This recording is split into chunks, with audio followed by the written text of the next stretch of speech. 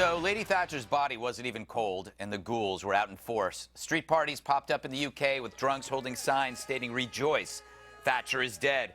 On Twitter, if you expressed sorrow over her death, some would respond with vile slurs. How odd. England may be the most politically correct nation on earth, riddled with strident eggheads spooked by words. Yet when someone great dies who isn't a leftist, tolerance magically vanishes.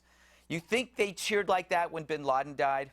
I return to Dennis Prager, who once said, "The right thinks the left is wrong, but the left thinks the right is evil. And so the minister is a monster which backs the bile." Which is odd, since this hate is coming from jerks too young to remember Thatcher. Yep, it's coming from students, some young, some eternal. At one conference, some students cheered Thatcher's death. So why such hate from people who know so little? Well, if you swim in the sewer, you're going to come out stinking. And that's your average academic these days, immersed in a scholastic cesspool where concepts of truth and morality are replaced by an evil banality called relativism and a hatred of Western achievement. To a British student, good and evil blur, and the friend of our enemy is always a friend. And so they protest capitalism while holding iPhones and wearing Nikes. How ironic that these tools spend most of their lives in class without ever having any. Yeah, I saw you laughing, Bob. No, it's just yeah. Once again, you've gotten into this faculty lounge, and they're all a bunch of. But they're all students.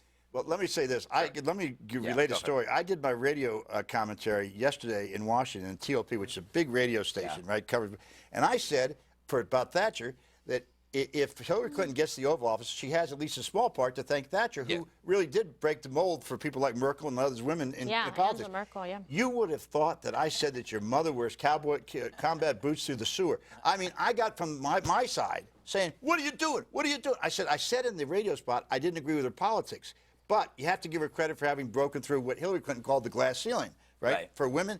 And man, you made a fair and accurate statement. Well, but it shows small-minded people attacked you. You should have been the recipient of my phone calls. It's ridiculous. I want to show a cover of this is no surprise. This is from the Socialist Worker. This is their latest, a beautiful thing. Wow. Now, here's the point, Eric. Sick. Isn't it better in a way to be honest about your hatred of somebody than when somebody dies to pretend that you really respected them, like certain leaders in the American government? You love that. You like the honesty. I think your Prager's line was best. The left thinks whatever we're evil, the right thinks they're wrong. It just shows the difference, so the way people are treated.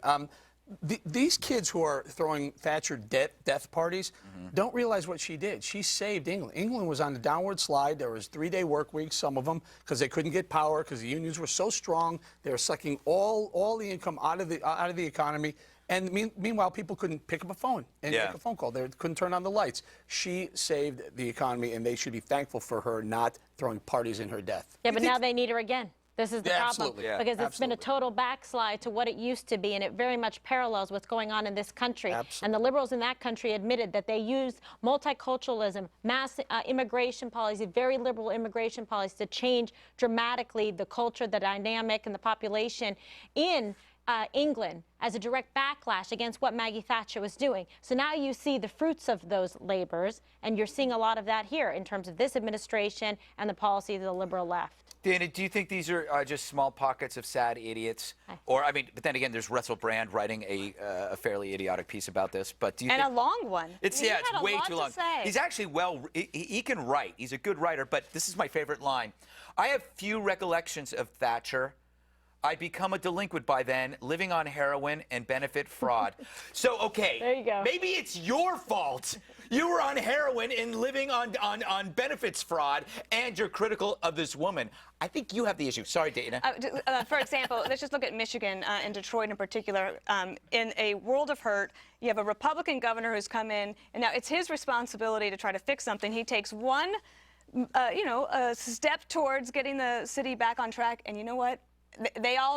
All the haters came out. So I think that there will always be some, and now they're just a little bit louder because of social media. But I think in death, you could just say, just let your hatred go. Yeah, let it go. You remember when Breitbart died? Yeah. How many people were the same way over here? Yeah. I mean, it's terrible. The tolerance. Because they think it's evil. So, yeah. Yeah. Bob, Birth and death you have your mouth open. Don't call me. I have hiccups. Well, okay. Can I just point out something that happened that was fairly amusing, the only amusing part of this? An anti-Thatcher website had started the hashtag, Now Thatcher's Dead.